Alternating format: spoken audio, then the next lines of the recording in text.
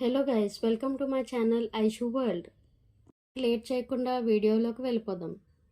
ఊరు దగ్గరన ఒక కొండలో ఒక చిన్న గ్రామం ఉండేది. దాన్ని పెద్దగూడెం అని పిలిచేవారు. అక్కడ అందరూ ఒకటే కులం, ఒకటే గోత్రం.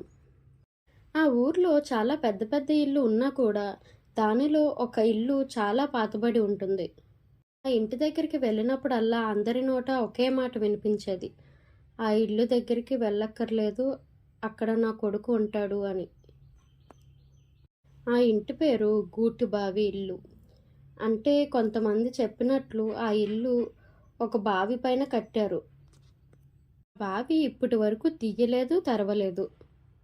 కానీ ఆ ఇళ్లలో ఉన్నవాళ్ళు రోజు రాత్రి పడుకునేటప్పుడు బావి నుండి ఏమో ఒక నరకమైన గొంతు వినిపిస్తుందని, అమ్మ నాన్న అని పిలుస్తుందని చెప్తూ ఉంటారు.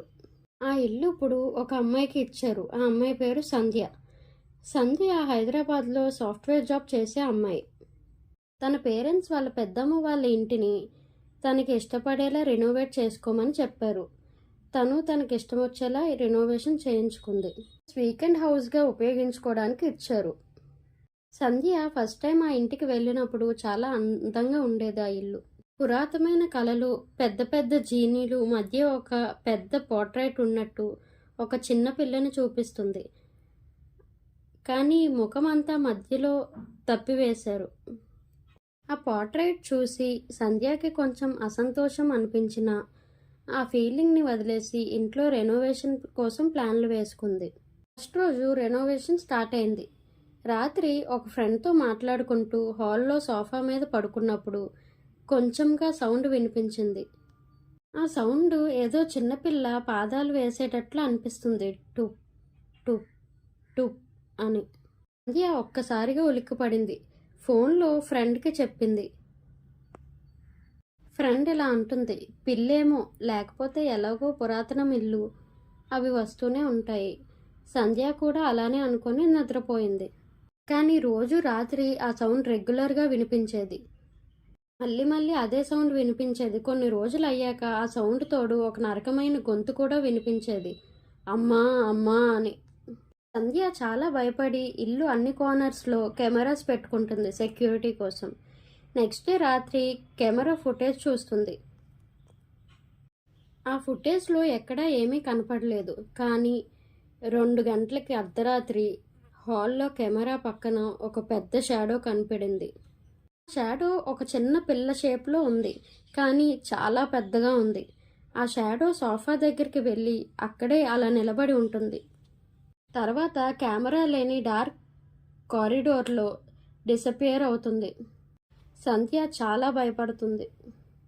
ఇప్పుడు నిజంగా ఏమైనా ఉందా అని రాత్రి అంతా ఆలోచిస్తూనే ఉంది. ఆ నెక్స్ట్ డే రాత్రి ఏదో పని మీద డార్క్ కారిడోర్ దగ్గరికి వెళ్ళాల్సి వచ్చింది. కారిడార్లో ఒక అందమైన పెద్ద బోర్డు ఉంది. దానిపైన ఎవరో హ్యాండ్ రైటింగ్తో రాసిన ఒక రాత ఉంది.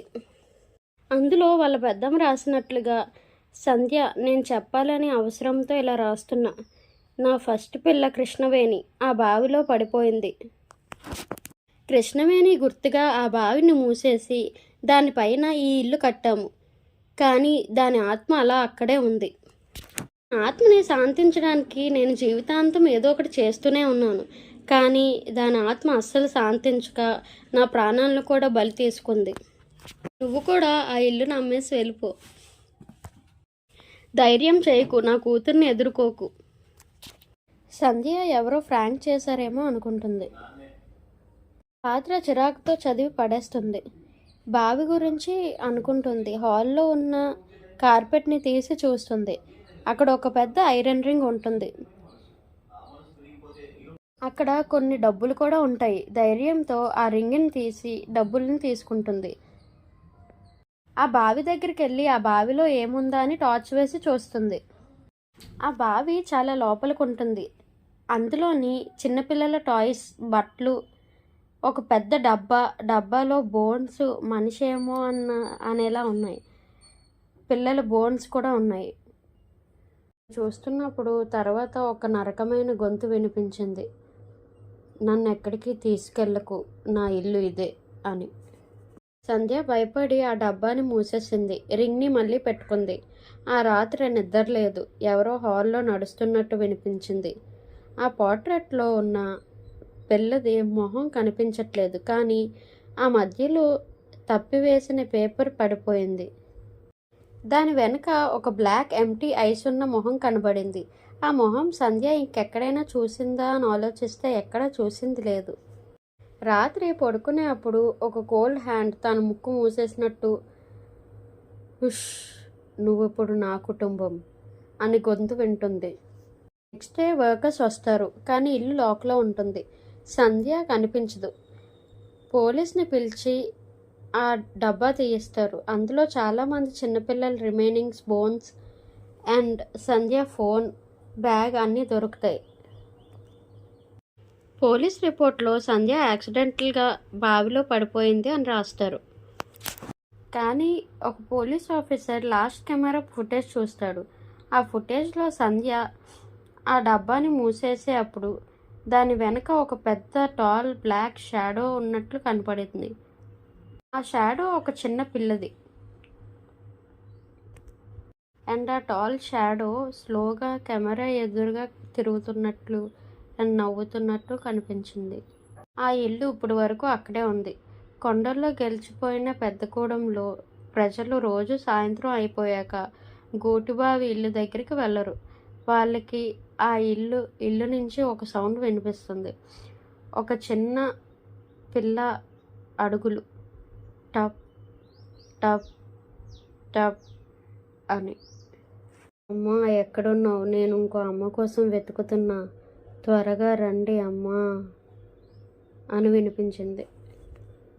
గూటుబావి ఇల్లు దగ్గరికి వెళ్ళడానికి ఎవరూ సాహసం చేయలేదు ఇప్పటి వరకు. మీలో ఎవరికి ఆ ఇంటికి వెళ్ళాలని ఉంది కమెంట్ చేసేయండి. ఈ హర్రర్ కంటెంట్ మీకు నచ్చినట్లయితే ఐషు వరల్డ్కి సబ్స్క్రైబ్ చేసుకోండి, షేర్ చేయండి, అలాగే లైక్ చేయండి.